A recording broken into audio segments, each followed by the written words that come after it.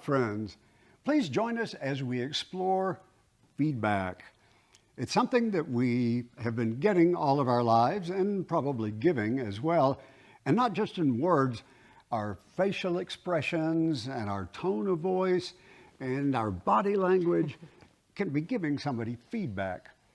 In the dance, we've got lots of opportunities for feedback because that's how we grow and learn and work well with a partner. We want to do it respectfully. We want to do it in a way that actually serves the purpose of learning and growing. And one of the ways that we can do that is by sticking to the facts, taking the emotion out of the feedback, reporting the observable, the quantifiable, the specific. So let's say you and your partner are practicing walking around. That's a tricky thing to get together, moving well together, and you notice that your knees are bumping all throughout the movement. Instead of saying, hey, why are you doing this? Or why are our knees hitting? Or, something accusatory like that, we encourage you to say, I'm noticing that as we are walking this direction, our knees, particularly our left knees, are bumping in together, up against each other. And we encourage you to approach it not with judgment, but with curiosity. What might I do to help improve upon this situation? How might I modify my movements within my body to help solve this problem with my partner? Now, it is as important to be able to receive feedback skillfully as it is to give it respectfully and helpfully. I want to make sure that I understand what my partner is saying. Did I experience the same thing? Do I recognize what they were saying? Do their words make sense to me, the way that they're describing it? The bumping knees. Well, what part of the dance was it? I didn't feel that. Or was it when we were going forward or backward? Making sure that you're both on the same page. And a great third-party neutral point of view is that video log of your practice. So yet another reason why it's so beneficial to video your practice, because you guys can go back to the tape and go, oh, this is what you're talking about. Oh, I see it now.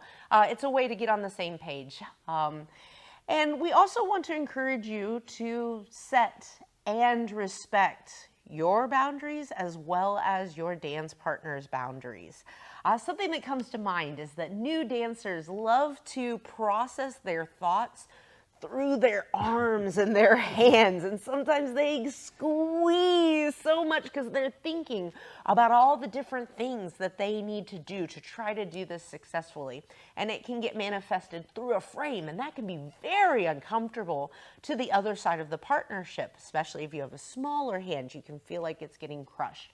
So once again, we encourage you to speak up. Don't just stand there and take it the whole time, but also instead of going, ow, you're hurting me, stop doing that. Perhaps it's more like, hey, I feel like we need to recalibrate our connection through our hands. Can we take this back to a 0? Work your way up, all the way up to a 10, so you can feel that range of possibilities, and then together calibrate something that feels nice for the both of you. But it is so important to speak up for your own boundaries and respect one another's boundaries. Right. And we can give nonverbal feedback that's helpful. Remember how we talked about that when if we're being squeezed, we can shake the hand to indicate, hey, wake up. lighten up. And we can actually set an intention for each other. When I do that thing, would you let me know? Just give me a tap on the back, say. Mm-hmm. Or squeeze the hand when we want to do this. That helps. Setting an intention. And we'd like to suggest that you sometimes or regularly set an intention to have no feedback. Say, we just want to enjoy ourselves now. Let's just dance to the music. I mean, after all, that's what we're working for, right? Is to enjoy the music. 100%. And don't forget, praise is great feedback to give as well.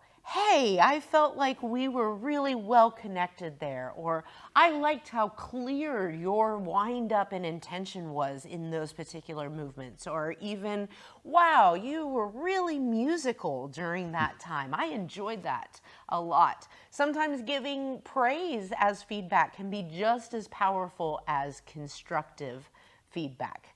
So we encourage you, if you are working with a partner, be kind. And realize that the two of you are both working towards the same goal, which is being creative, clear, concise dancers. And speaking of which, we'll see you on the next exploration where we work on some more of those elements. Until then, Abrazos. abrazos!